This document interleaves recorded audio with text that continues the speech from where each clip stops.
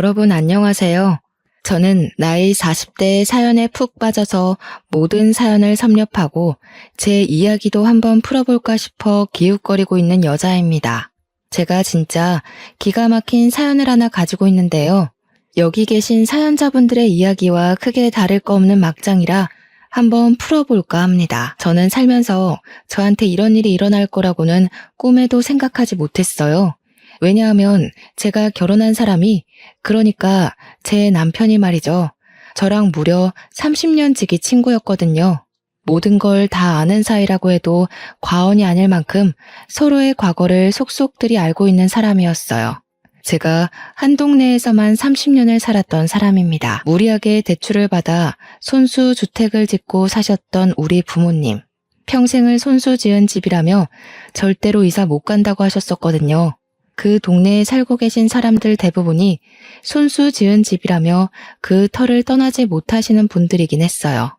우리 부모님의 집이 낡아서 보수가 필요할 때도 서로 돕고 도와가며 보수를 하고, 또 다른 집에서 보수가 필요하면 동네 사람들 모두 모여 돕고, 그니까 그 동네 사람들이 전부 집안에 숟가락이 몇 개가 있는지 다 알 정도로 친한 사이라는 거죠. 우리 옆집에 살던 동갑내기 친구가 바로 제 30년 지기 친구이자 남편이 된 놈이었습니다. 저랑 남편은 초등학교도 중학교도 고등학교도 같은 학교에 다녔고 졸업을 했어요. 모든 졸업사진마다 남편의 얼굴이 떡하니 찍혀있는 걸 보면 얼마나 어이가 없는지 모릅니다. 물론 대학에 가서야 드디어 갈라지긴 했지만 그게 저희의 사랑이 싹트게 된 계기이기도 합니다.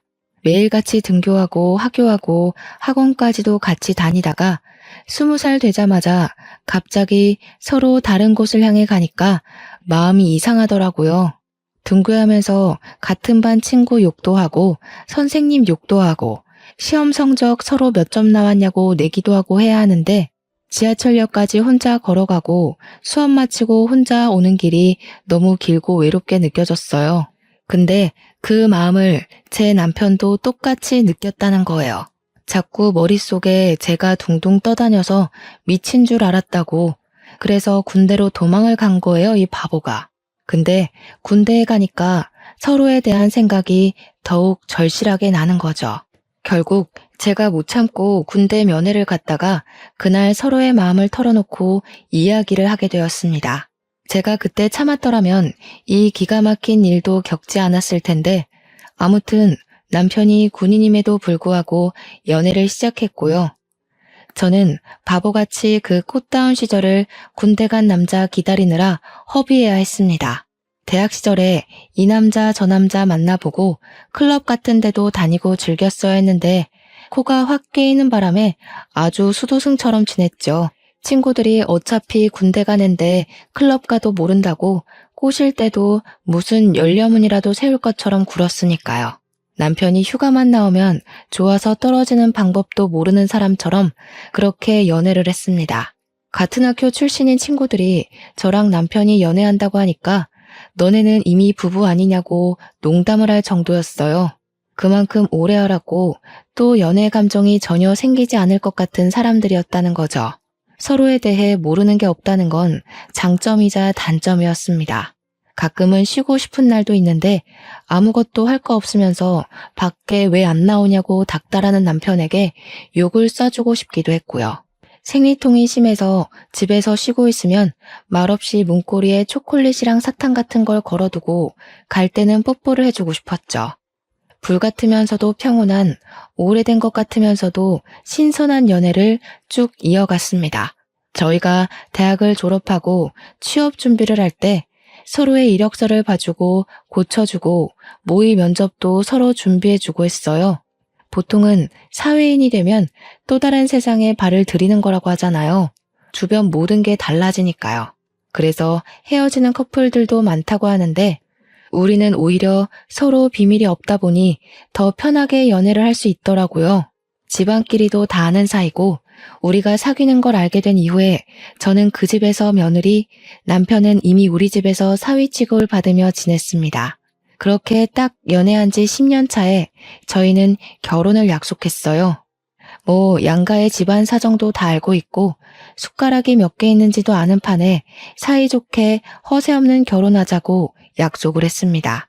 금전적인 문제로 의기투합이 되니까 결혼식 진행이 아주 순조롭게 착착 진행되었어요. 우리는 드디어 신혼살림까지 양가의 도움으로 얻어서 정착을 하게 되었습니다. 신혼집은 같은 동네이긴 하지만 서로의 집까지는 걸어서 15분 정도 걸리는 위치에 잡았습니다. 평생을 그 동네에 살아서 그런 건지 익숙한 동네를 떠나서 살고 싶지 않은 마음이 들기도 했고요. 부부싸움을 하게 되면 살벌하게 할 것 같아서 친정이든 시댁이든 가까운 곳으로 피신 가야 한다는 생각도 있었고요. 한 동네에서 오래 산 장점이자 단점이라고나 할까요? 거기만큼 편한 곳을 찾지 못하겠더라고요. 밤늦게까지 장사하시는 슈퍼집 아주머니와 언제 맡겨도 완벽하게 수선해주시는 세탁소 아저씨도 한몫하셨습니다. 남편과 저는 꽤 괜찮은 중견기업에 다니고 있었어요. 연봉도 매년 잘 오르고 직원 복지도 괜찮은 기업이었는데 저는 식품 쪽 사업부에서 일하고 있었고 남편은 패션 사업부 쪽이었습니다. 같은 계열사긴 하지만 건물은 다르게 위치하고 있어서 회사에서까지 남편의 얼굴을 마주 볼 일은 없었습니다. 그나마 다행이라고 해야 할지 회사에서까지도 내내 얼굴을 보고 있어야 한다면 금방 지겨워질 것 같았거든요. 남편은 패션 사업부 쪽의 일을 매우 마음에 들어하지 않았습니다. 사실 남편이 지원했던 부서는 전혀 다른 부서였거든요. MD 쪽 일을 하고 싶어 했어요. 그러니까 매장을 돌면서 매장에 나와 있는 옷들을 전체적으로 밸런스 맞춰서 코디를 한다거나 잘 나가는 옷들을 위주로 카탈로그 작업을 한다거나 하는 그런 부서 쪽으로 지원했으나 사업부에 자리가 남아서 어쩔 수 없이 사업부로 떨어진 거죠.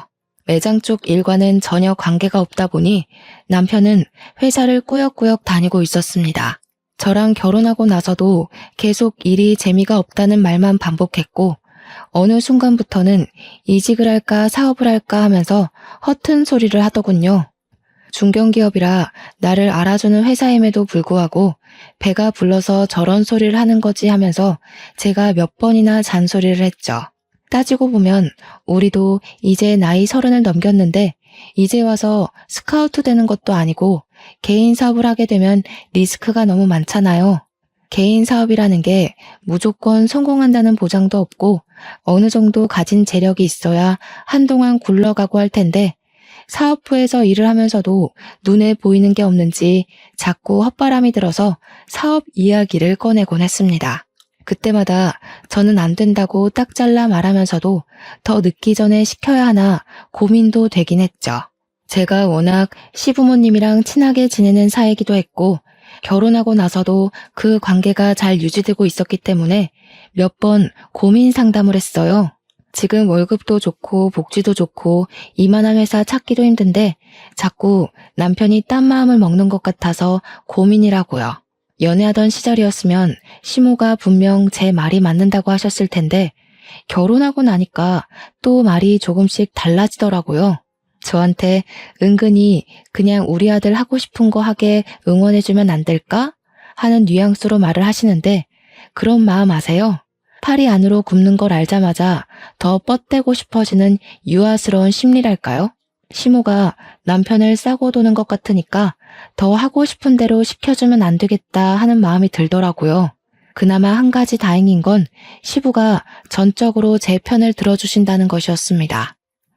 원래 학창시절부터 제가 더 똑똑했다는 거 모르냐면서 시모한테 현명한 며느리 편을 들어줘야 한다고 박박 우기셨어요. 시모가 은근히 남편 올려치기 하면서 저를 깎아내리실 때도 시부가 딱 잘라서 이야기를 해주셨죠. 지금 며느리 말 중에 틀린 게 뭐가 있냐면서 애가 없어서 다행이지 애도 있는데 잘 다니던 회사 그만두고 사업하겠다고 했어 보라고 당장 이혼당하고도 할 말 없는 거 아니겠냐고 열변을 토해주셨습니다. 사업도 돈이 있어야 할 수 있는 거고 이직도 능력이 되어야 불러주는 곳이 있어야만 가는 거라 하셨어요. 시부 말이 틀린 게 하나도 없었죠. 시모가 구시렁대면서도 남편 편만 들 수 없는 상황이기도 했고요. 그럼에도 불구하고 원래 시자가 붙으면 다 그렇게 미련을 가지고 진상을 떨게 되는 건지 시무가 몇 번이나 저한테 따로 우리 아들이 하면서 딴지를 걸기 시작하셨어요. 물론 부모님들끼리 서로 오래 알고 지낸 사이고 친하기도 하니까 대놓고 말은 못하시고 은근히 돌려가는 듯한 말투로 이야기하시는 거 있잖아요. 우리 며느리가 사회생활을 잘하는 게 성격이 드세서 그런가? 이런 류의 말들이요. 아들이 사업을 하고 싶어 하면서도 못하는 이유가 기가 센 며느리 때문인가? 이렇게 딴지를 걸기 시작하시니까 시부한테 제가 고민 있다고 연락을 하면 아예 집이 아닌 밖으로 절 부르시더라고요. 시무 없는 데서 이야기하자 이런 뜻이었죠. 제가 또 술을 좀 하는 편이거든요. 우리 남편이나 시무나 전부 알코올이 선천적으로 잘 안 받는 체질인지 술을 안 드시고요. 근데 유일하게 또 시댁에서 술을 좋아하시는 게 시부 하나거든요. 저랑 술 마시면 재미있다면서 밖에서 만나기 시작한 이후로는 저랑 맨날 술을 먹자고 하셨어요. 물론 시부가 마시는 것도 많이 사주시고 저도 엄청 챙겨주시고 술자리도 편안해서 저도 좋다고 나가서 술을 마셨죠. 그러다 보니 시부랑 저랑 진짜 친구처럼 친해지더라고요. 어딜 가든 제 편을 꼭 들어주겠다고 손가락까지 걸고 약속을 했어요. 천군만마 든든한 아군을 얻은 기분이라 너무너무 좋았습니다. 시부가 이러나 저러나 절대로 허튼 짓 하는 거 내버려두면 안 된다고 남편한테 사업바람 들게 한 사람이 시무일지도 모른다며 들어주지 말라고 했어요. 저도 집에 와서 남편한테 똑같이 이야기를 했죠. 허튼 소리 하지 말고 지금 하는 일이나 잘하자고요. 남편이 그 뒤로 구시렁거리는 소리가 좀 줄었더라고요. 그래서 저도 안심하고 바쁘게 일을 하면서 지내고 있었어요. 새로운 식품이 론칭이 되면서 제가 하는 일이 엄청나게 늘었고 야근이 매일 있을 정도로 정신없이 지내야 했습니다. 그러던 어느 날 남편이 아주 거대한 폭탄을 던지고 말았습니다. 나 더 이상은 도저히 사업부 일 못하겠어. 나는 패션을 가까이서 알고 싶었단 말이야. 그래서 이 회사에 들어온 건데 온통 숫자와 글자만 보고 있으니 답이 없는 것 같아. 매장 운영해보는 게 내가 하고 싶은 일에 도움이 될 것 같아서 대리점 신청했어. 지금 일하는 곳이 커다란 회사 안에 있는 계열사라 본사에서 또박또박 월급 날짜에 월급도 잘 주고 있는데 대리점은 다르잖아요. 남편에게 이야기를 들어보니까 대리점을 하게 되면 판매 수익의 일정 %만큼을 월급으로 주는 개념이라고 하더라고요. 그러니까 남편이 옷을 팔아야지만 수익이 나는 거고 그 수익금으로 직원 월급까지 줘가면서 팔아야 한다는 건데 매장 위치가 어디에 있는지 알지도 못하는 상태에서 대리점 신청을 했다는 게 말이나 되는 소리입니까? 아무리 대책이 없어도 그렇지 회사에 몇 년이나 몸담고 있었으면서 그런 것도 모르고 일을 친다는 게 너무 답답했어요. 그래서 어디 위치인지는 알고 있냐고 하니까 경기도에 있는 아울렛 매장인데 우리가 생각하는 큰 규모의 아울렛은 아니라고 했습니다. 그 말을 듣자마자 매출이 쥐똥만큼도 안 나오겠구나 싶은 거죠. 제가 당장 취소하고 와라 했더니 거기서 장사했던 사람이 그러는데 매출이 꽤 잘 나왔다고 하는 겁니다. 저는 진짜 이 모질이를 어떻게 해야 하나 싶었습니다. 장사도 잘 되는데 그 사람은 왜 접었대? 매출이 넉넉한데 굳이 장사 접을 이유가 있나? 그러니까 남편이 우물쭈물하면서 그거야 잘 모르겠는데 아무튼 괜찮다잖아 이러더라고요. 수상쩍은 위치에 매장 운영이라고는 한 번도 해본 적이 없는 사람이 거기 가서 퍽이나 잘하겠다 싶었어요. 그래서 절대 안 된다고 대리점 하겠다는 거 취소하고 다시 생각해보라고 했더니 남편이 그제야 이미 사표를 던지고 나왔다는 겁니다. 대리점 신청도 다 끝났고 가게 보증금만 내면 그 자리에 들어가기로 했다는 거예요. 제가 얼마나 가슴이 터질 듯이 화가 났는지 이해가 가세요? 당연히 그 대화는 부부싸움으로 번지게 되었습니다. 어떻게 한마디 상의도 없이 그런 일을 벌일 수 있냐고 제가 고래고래 소리를 질렀죠. 남편은 제가 소리를 질렀다는 것에 꽂혀서 막 뭐라고 했어요. 어떻게 남편이 하겠다는 일마다 부정적으로 볼 수 있냐? 소리는 왜 지르냐 하는데 이렇게 혼자 독단적으로 처리할 거면 결혼은 왜 했나 싶고 너무 열이 뻗치더라고요. 남편한테 솔직하게 이야기를 했죠. 너 자리 잡으려면 못해도 몇 년은 걸릴 거 아니냐고요. 그러니까 남편이 옷만 잘 팔면 됐지 자리 잡는 게 뭐 오래 걸리겠냐고 빠르면 한 달 안에도 할 수 있는 거 아니네요. 저는 남편에게 그 사업체가 돌아가는 시스템도 모르면서 다짜고짜 대리점을 내면 누가 도와줄 거냐고 너 잘할 수 있냐고 따졌어요. 그러니까 뭐 자기가 패션 쪽 일을 한 게 몇 년인데 그것도 모르겠냐고 으름장을 두더라고요. 지금 하던 일도 패션 쪽 일인 걸 알면 잠자코 잘 붙어나 있지 꼭 이런 식으로 사고를 치죠. 판매하는 거랑 사업부 일은 완전히 다른 거다. 사무직이랑 서비스직이 어떻게 같을 수 있냐고 했더니 대꾸 안 하더라고요. 씩씩거리면서 자기 오늘 기분 나빠서 시댁 가서 자고 오겠다고 나가버렸어요. 저는 혼자 남은 집에서 이 사태를 어찌 해결해야 하는가 고민을 하고 있었는데 시부한테 연락이 왔습니다. 술 한잔 하자고 하시길래 마음껏 취해보려고 술을 마시고 속 시원하게 털어놓았어요. 생각이 없어도 너무 없는 것 같다고 어떻게 상의도 없이 그런 일을 할 수 있냐고 하니까 시부가 되려 미안하다며 보증금은 시부가 내주시겠대요. 그래서 에라 모르겠다, 될 대로 되라 하고 손 놓기로 했습니다. 당연히 제가 결심해야 할 일은 남편이 자리를 잡기 전까지 애를 가지지 않겠다는 것이었습니다. 하지만 세상 일이 제 마음대로 될 리가 없죠. 그렇게 다짐한 지 4개월이 막 지났을 무렵 제가 글쎄 임신을 떡하니 하고 말았습니다. 물론 양가에서는 무슨 잔치라도 벌일 것처럼 난리를 떨면서 좋아하셨습니다. 저한테 은근히 틱틱거리던 시모까지도 너무 잘했다고 축하한다고 제 손을 꼭 잡으시는데 제 마음은 또 그게 아니지 않겠어요. 축하받아야 마땅한 일이지만 그러면서도 마음 한구석에 걱정이 너무 크게 되는 겁니다. 우리 아이한테 아직까지도 미안한 일이에요, 그게. 남편이 은근 낯을 가리는 성격이라 그런지 매장에서 손님이 와도 멀뚱멀뚱하게 있다고 하고 아무리 직원들이 잘한다고 해도 매장의 책임자라는 사람이 아무것도 안 하고 멍하니 있으면 무슨 물건이 팔리겠어요. 남편은 그냥 편한 거 좋은 거만 하면서 직원들에게 모든 책임을 전가하고 있었던 거죠. 버는 돈도 당연히 본사 다닐 때보다 훨씬 줄었고 그나마도 월급 제때 가져다 주지도 않았어요. 뭐 그만큼 번다는 게 자기 입장에서는 부끄러워서 제 날짜에 못 주는 거다 하며 변명을 하지만 제가 화를 내야지만 월급 봉투를 내민다는 게 어이가 없잖아요. 도대체 그 돈으로 뭘 하고 다니는지, 왜 만날 돈이 없다고 난리인지. 안 그래도 임신한 뒤로 예민함이 극에 달해서 미치겠는데 남편 주머니에서 로또가 계속 나오더라고요. 남편한테 로또 한답시고 월급이 반토막 난 거 아니냐고 막 따지니까 그래봐야 5,000원인데 뭐가 문제냐고 하더군요. 5,000원짜리가 10장 20장 나오니까 제 속이 터지는 건데 도대체 제 남편의 눈치는 어디다 팔아먹은 걸까요?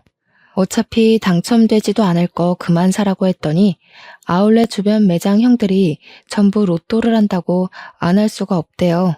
그나마 다행인 건 그 형들은 로또도 하고 스포츠 토토도 하고 그러는데 자기는 스포츠는 잘 몰라서 로또만 하는 거래요.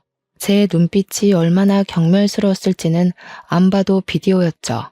로또 용지 보니까 숫자도 제 맘대로 적혀 있길래 남편한테 번호 정해서 돌리는 거냐고 물어보니 자동이래요. 자동으로 해야 그나마 5,000원씩 잡힐 때가 있다면서 이를 드러내고 웃는데 도대체 누가 5,000원 벌겠다고 로또를 하나요?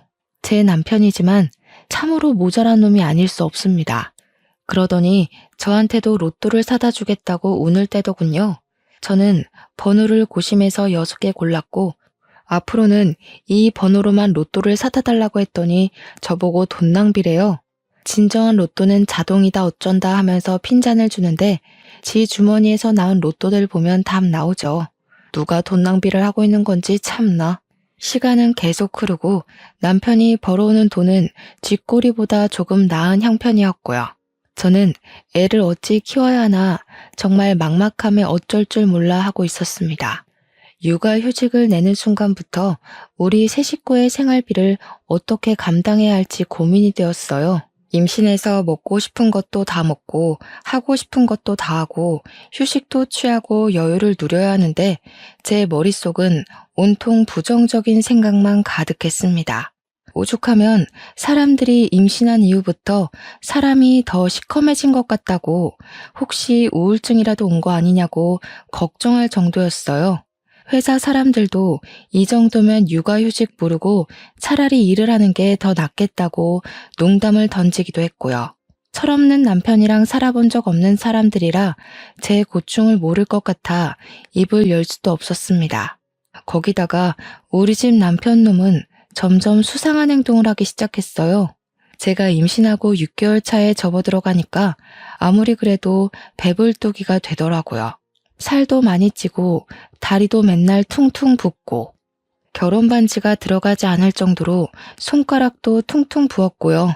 몸이 정말 너무 힘들고 허리도 하루 종일 시큰거리고 기침만 하면 갈비뼈가 부러질 것 같은 고통이 일더라고요. 제가 오죽하면 임신하고 나서부터 세상의 모든 어머니들을 존경하기 시작했다니까요. 처음에 임신했다고 했을 때는 발이 땅에 닿으면 죽는 사람처럼 저를 대접해주고 귀하게 여겨주더니 시간이 지날수록 점점 사람이 저한테 관심이 없는 겁니다. 스트레스 때문에 이거 먹고 싶다 하면 나가서 사 먹어, 배달시켜 먹어, 이러질 않나? 저보고 가뜩이나 살쪄서 곰 같은데 더 먹고 얼마나 더 찌려고 그러냐고 스트레스를 더 주더라고요. 이게 남편이 맞는지 혹시 원수는 아닌지 그런 생각이 들었죠. 맘카페 같은 데 올려보니까 오랜 친구 사이 같아서 사랑이 아닌 정으로 살고 있는 거 아니냐고 하는데 저희가 오랜 친구 사이는 맞잖아요. 이 사람이 정말 이제 더 이상 나를 사랑하지 않는 건 아닐까 하는 생각이 들었습니다. 그런데 더더 의심 가고 수상한 행동은 말이죠. 저에게는 세상 무관심한 사람이 행색은 엄청 번지르르하게 하고 다닌다는 거였어요. 평소에는 머리 감기 귀찮다면서 절대 하지 않던 포마드 같은 걸 발라서 싹 고정시키고 다니지를 않나. 행커치브 같은 것도 그날 코디에 맞춰서 일일이 갈아 끼우고 다니고 구두도 못 본 사이에 여러 켤레를 샀더라고요. 예전에 학창 시절 때부터 우리 남편이 한 가지에 꽂히면 그것만 신던 놈이라 신발은 정말 딱 한 켤레만 사서 신던 놈이거든요. 그런데 뭐 기분에 맞춰서 로퍼를 신어야 되니 윙팁이 어쩌니 하면서 못 알아들을 소리만 하는데 이런 꼴을 보고도 의심하지 않을 여자가 있을까요? 거기다가 인터넷에 보니까 마누라 임신 기간에 남자들이 바람을 제일 많이 핀다고 하대요. 저도 워낙 돌려 말하는 성격은 아니라 신이 난 남편한테 너 바람 났니? 하고 물어봤어요. 그러니까 남편이 갑자기 딱 정색하면서 무슨 그런 소리를 하냐고 기분 나쁘다면서 출근한다고 나갔습니다. 뭔가 티나게 어깨도 굽고 갑자기 정색하면서 아니라고 하는 게 오히려 더 의심 가고 믿음이 전혀 안 가는 거죠. 그러더니 그날부터 매장에서 마무리하는 직원이 일을 그만두었다고 본인이 마무리 매출까지 정리하고 퇴근해야 한다고 늦는데요. 매장에 직원이 셋이나 있었는데 하나 빠진다고 남편이 모든 일을 다 떠맡게 되는 건 아니잖아요. 심지어 직원들 월급 주고 나면 본인은 그 월급보다 못한 돈 가져와서 생활비로 내미는 주제에 제가 출산이 임박해서 남편에게 마무리는 다른 직원에게 맡기고 집에 일찍 들어왔으면 좋겠다고 했어요.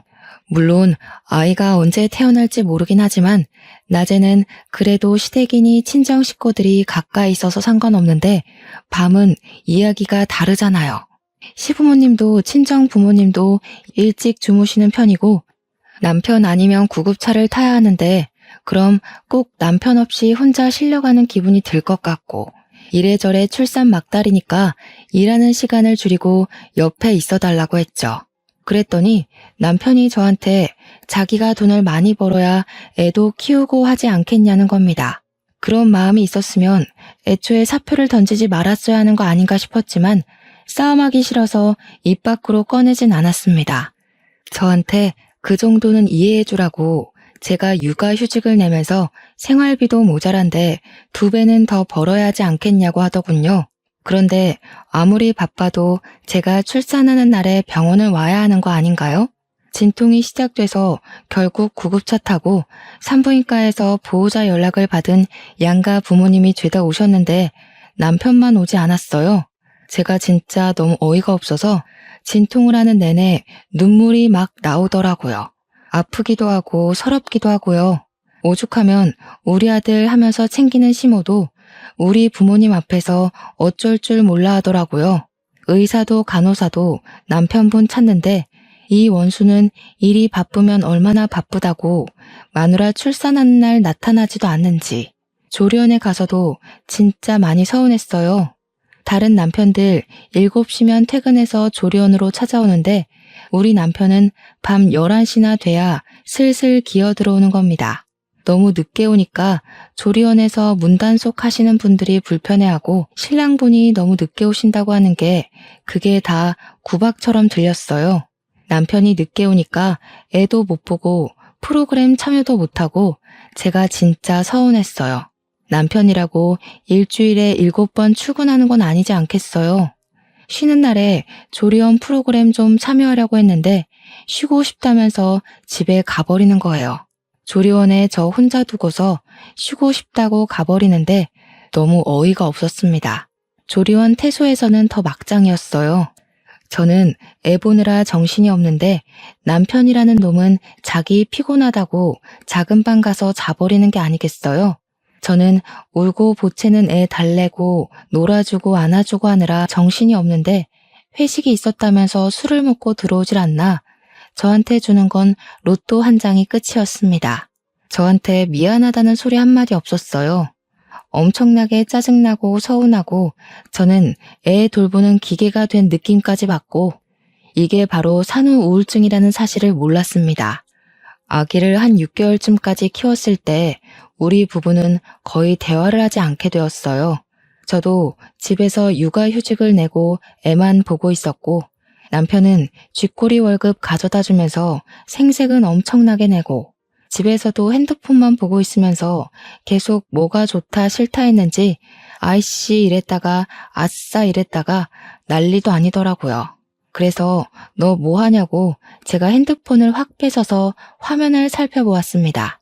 그러니까 이 미친놈이 불법 사행성 토토 같은 거를 하고 있더라고요.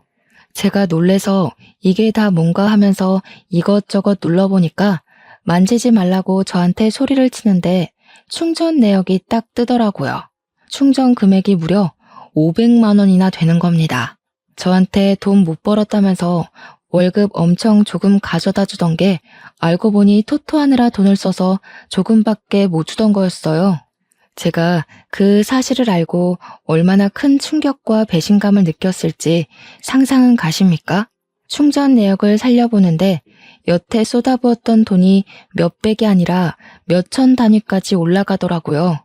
애까지 낳은 마당에 사행성 도박에 빠져서 이 정도 돈을 쓰다니 진짜 생각이 없어도 너무 없는 거죠.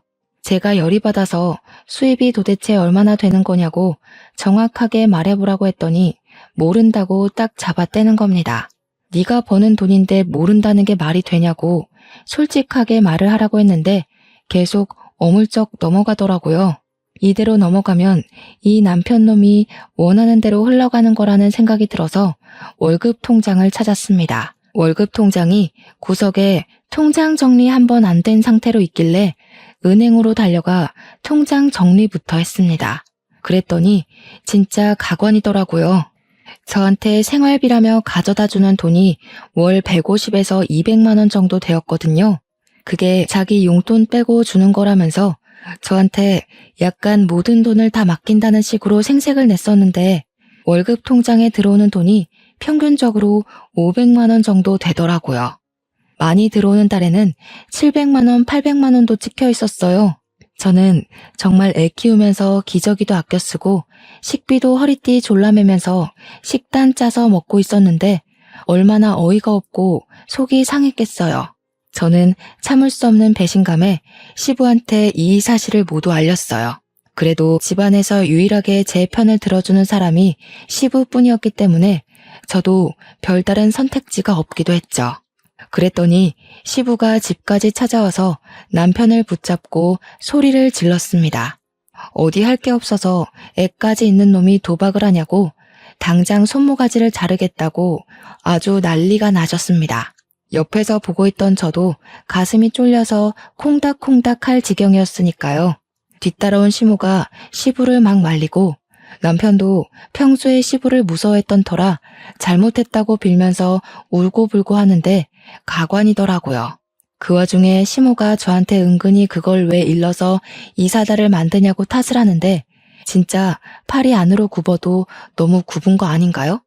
제가 말해서 들어먹을 인간이었으면 시부한테 말 자체를 하지 않았겠죠. 제 말을 듣지 않으니까 어쩔 수 없이 이 상황을 만든 건데 진짜 짜증났어요. 그 뒤로는 남편이 저에게 완전히 적대감을 드러내기 시작했어요. 부부 사이가 원활하지도 않았고 사행성 토토를 제가 시부에게 알린 이후로 저희의 감정의 골은 더욱 깊어질 수밖에 없었죠. 제가 무슨 말만 하면 틱틱거리면서 저를 깔보고 무시하기 시작했어요. 여자가 복직해봐야 돈을 벌면 얼마나 벌고 승진을 하면 얼마나 하겠냐면서 자기가 벌어온 월급으로 살아야 할 건데 왜 그런 걸 시댁에 가서 일러냐 이런 거죠. 제가 눈이라도 치켜뜨면 또 시부한테 가서 이럴 거냐고 비아냥거리는데 저희가 또 30년 지기 친구잖아요. 서로 말이 곱게 나가질 않는 거죠. 거기다가 활용점정으로 남편이 술 먹고 들어온 것도 열이 받는데 옷에 여자 화장품까지 묻혀온 거예요. 제가 이걸 그냥 참아줘야 할까요? 제 성격에 절대로 참아줄 수 없었죠.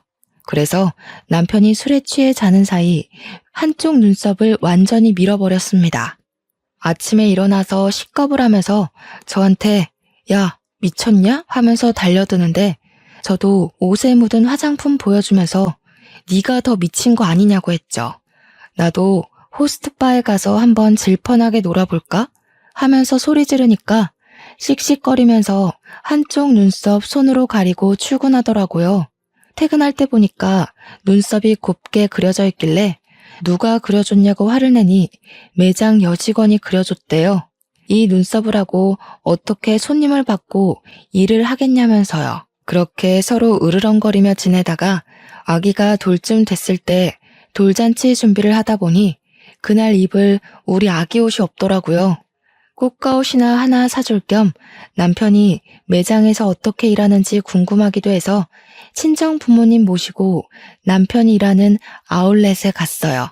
미리 간다고 연락하지 않고 불시에 찾아갈 심산으로 아기 옷부터 구경을 하고 오후쯤 되어서 남편의 매장으로 갔죠. 서프라이즈 할 겸 이제 돌잔치도 얼마 안 남았으니 앙금 털고 화해할 생각으로 간 거였어요. 근데 남편 매장에 딱 도착했는데 그 계산하는 포스 기계 아시죠?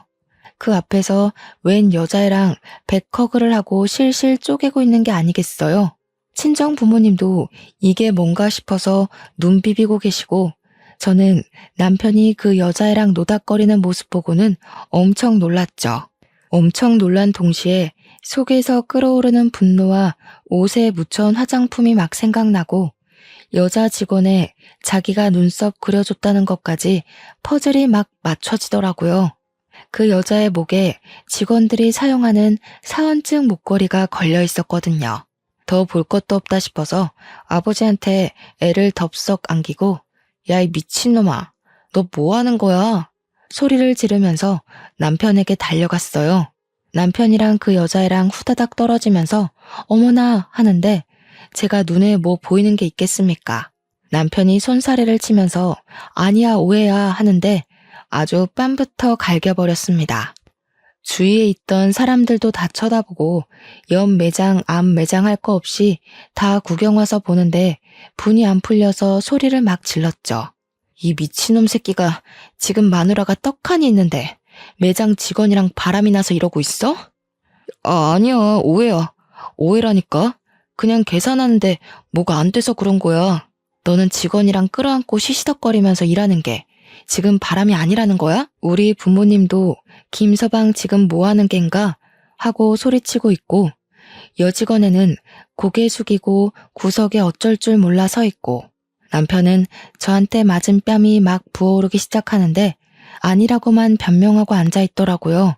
그러면서 직원한테 기계 사용법 알려준 게 죄냐고 억울한 척 하는데 둘이 누가 봐도 커플인 것처럼 꽁냥꽁냥 하고 있던데 무슨 개소린지. 제가 남편 귀때기를 잡아 끌고 당장 나오라고 했어요. 남편이 지은 죄가 있어서 그런지 쪽팔린 것도 모르고 잘못했다고 막 빌면서 질질 끌려 나오더라고요. 그대로 부모님 차에 태워서 시댁으로 달려갔습니다. 시댁에 도착해서 문을 쾅 열고 들어가니까 시부모님이 저와 남편을 보고 뒤이어 따라온 우리 부모님을 보고 깜짝 놀라시더라고요. 제가 씩씩거리고 있으니 무슨 일이 난 건 알겠는데 저희 부모님까지 와 있으니 이상하다 싶으셨겠죠. 알고 계셨어요? 이 사람이 바람 난 거 알고 계셨냐고요. 시부모님이 숨을 헉 들이키시더니 몰랐다고 하시면서 남편한테 진짜 바람 피웠냐고 막 추궁을 하시더라고요. 남편이 아무 소리도 못하고 죄송합니다, 잘못했어요 하는데 우리 부모님은 김서방이 그럴 줄 몰랐다고 가슴을 쾅쾅 치시며 분노하시고 있고요. 그러니 시모가 저한테 쓱 이야기를 하는 겁니다. 아니, 평소에 집에서 애를 얼마나 구박을 했길래 애가 바람을 피우고 그러겠어. 우리 아들 뺨은 또 왜 이러고? 네가 때린 거니? 애 얼굴을 무식하게 왜 때리고 그래 정말? 저는 당연히 할 말을 잃었죠. 바람 피운 게 누군데 제 탓을 한단 말입니까? 평소에 제 편만 들던 시부는 아이가 떡하니 저희 부모님 품에 있는데 담배만 뻑뻑 피워대시고요. 세상에 너무나도 실망스럽더라고요. 아니, 얘기 들어보니까 우리 애가 오해라고 하는구먼 뭘.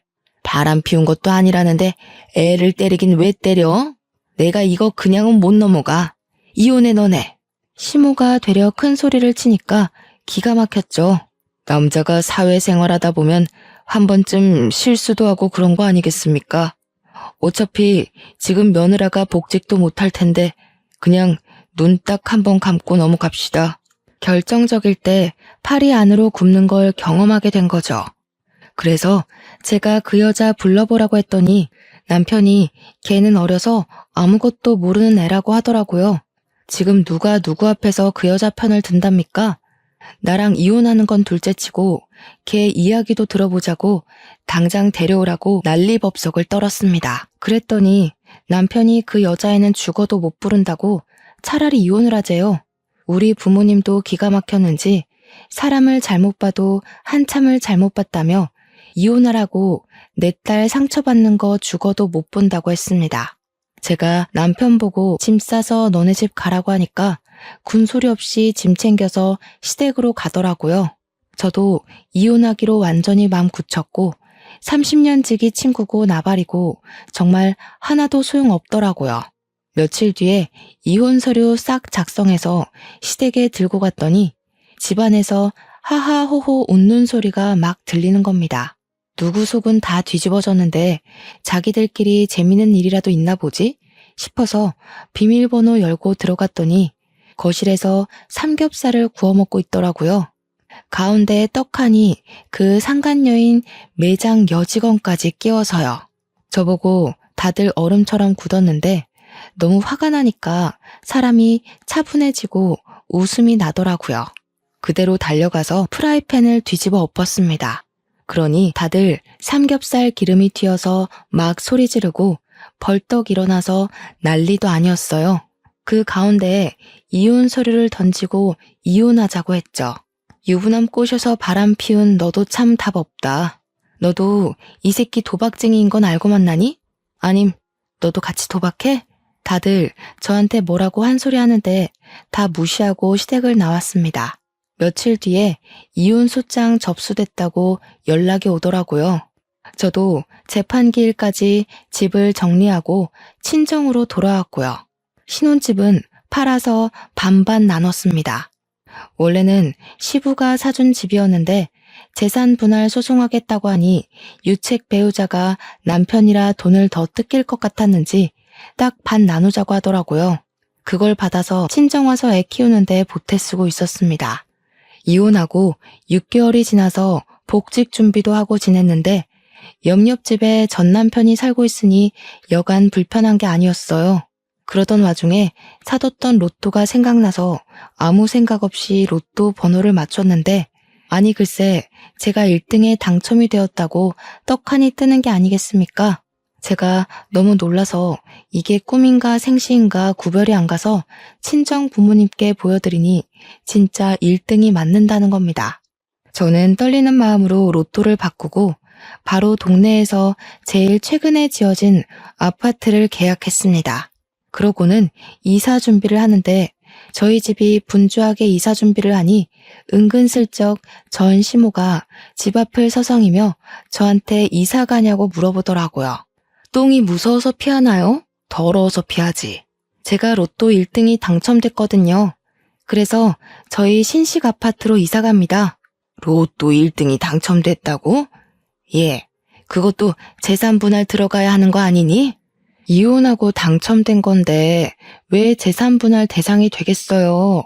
그 전에 당첨됐는데 속인 거 아니고 내가 변호사 찾아가서 물어본다. 그러시든가. 그 뒤로 무슨 콩고물 떨어질까 싶어서 우리 집 앞을 기웃기웃하는 것을 동네 슈퍼 아줌마가 너네 아들이 바람 피워서 이혼까지 했다면서 무슨 미련이 있어 여기서 서성이냐고 쫓아주셨어요. 동네 창피하게 그런 소리 한다면서 얼굴 가리고 도망가시는데 속 시원하더라고요. 나중에 이사가고 한참 지나서 슈퍼집 아줌마가 집에 놀러 오셨다가 이야기를 전해주셨는데 전 남편은 도박 못 끊었대요. 월급은 들어오는 대로 죄다 날리고 돈은 없고 빚만 늘어나니까 상간녀도 헤어지자고 도망갔다고 하대요. 시모는 동네에 아들 바람 피운 거 죄다 소문내서 쪽팔려서 못 살겠다고 난리고 시부는 돈 없는데 이사를 갈 수도 없고 미치겠다고 맨날 술만 드신대요. 저랑 이혼하고 아주 집안 꼴이 말도 아니죠. 이래서 인과응보라는 게 존재하는 건가 봅니다. 저는 무사히 복직을 했고 남들보다 더 열심히 노력한 덕분에 승진도 했어요. 한 우물만 깊게 파다 보니 제 능력을 인정받는 날이 이렇게 찾아오곤 하네요. 벌써 우리 아이는 말도 곧잘하고 아빠의 부재를 잘 받아들이고 지내고 있습니다. 언젠가는 좋은 사람 만나서 우리 딸에게 꼭 필요한 아빠를 만들어주고 싶은 마음도 있어요.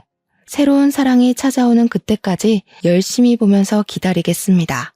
여러분도 그때까지 가정의 평화를 잘 지키시고 바람 피우는 놈은 절대로 봐주지 마세요. 제 이야기는 여기서 마치겠습니다.